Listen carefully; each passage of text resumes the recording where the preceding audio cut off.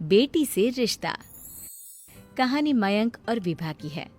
मयंक एक अच्छी नौकरी करता था, लेकिन विभा की जाति का ना होने के कारण विभा के माता पिता शादी के लिए नहीं मानते हैं। पर जब दोनों अपनी मर्जी से शादी कर लेते हैं तो क्या है विभा, 6 साल हो गए हैं शादी को, लेकिन एक दिन नहीं गया कि तुम माँ पापा को याद कर परेशान नहीं होती। मैं कितनी कोशिश करता हूँ कि तुम सब भूल जाओ। कोई नहीं भूल पाता है मयंक। माँ पापा को कोई कैसे भूल सकता है। तभी सास का फोन आता है। मान लो विभा से बात कर लो, आज उसे अपनी माँ की बहुत याद आ रही है। बेटा विभा, मैं आ जाऊं? हम दोनों चलेंगे तेरे माँ पापा के पास। बोलो।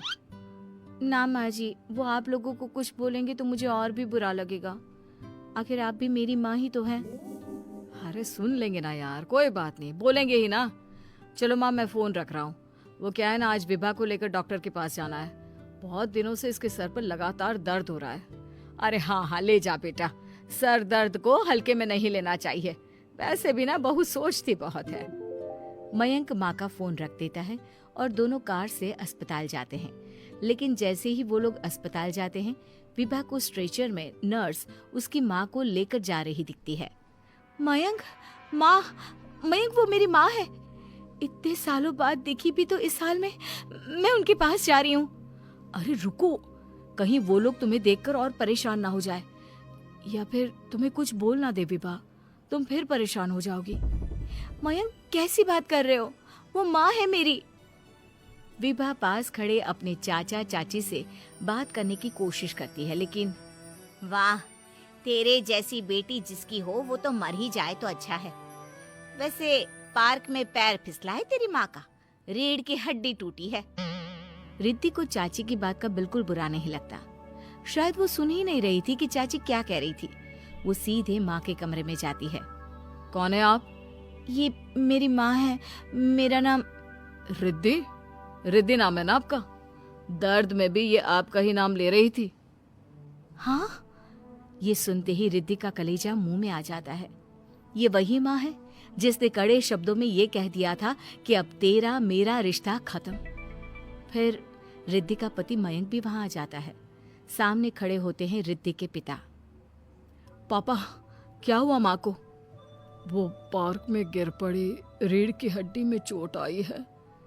रिद्धि पिता की तरफ देखती है, लेकिन पिता मुंह फेर लेते हैं। पता है मयंक, माँ दर्द में मेरा नाम ले रही थी।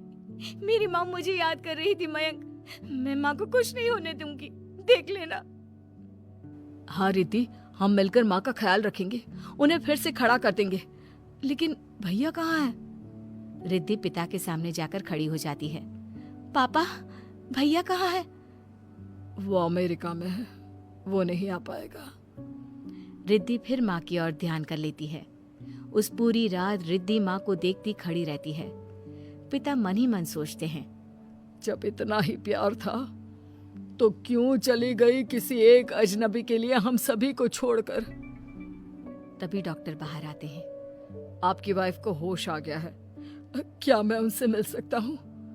जी नहीं, वो बार बार अपनी बेटी का नाम ले रही है। रिद्धि बेटा, तुम अंदर चली जाओ। माँ रिद्धि को देखकर रोने लगती है। बेटा, माँ के गले लग जा। मैंने तो सोचा था तेरा चेहरा देखे बिना ही मर जाऊंगी। ऐसे कैसे?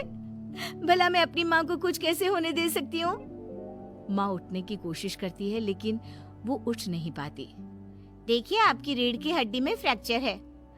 मुझे प्यास लगी है, पानी पीना है। रुको माँ, मैं हूँ ना, मैं पिलाती हूँ पानी अपनी माँ को। कोई और नहीं आया? तेरे चाची चाचा आए थे माँ, पर शायद मुझे देखकर चले गए। जाने दे, इस वक्त भी पुरानी रंजिश देख रहे हैं। और रंजिश भी कैसी? माँ अपनी बेटी से नाराज ही तो थी। रिद्धि अब पूरे समय माँ के साथ रहती है। उनके हर काम को करने में उनका सहारा बनती है। फिर एक रोज, आज आपको चलने की कोशिश करनी थी, लेकिन हमारे फिजियो के डॉक्टर नहीं आए जो आपको पकड़ कर चलाते, तो फिर आज। डॉक्टर साहब, मैं हूं ना, मैं माँ को चलने में मदद करूंगी। रिद्धि माँ को चलाती फिराती, उनके खाने पीने का ख्याल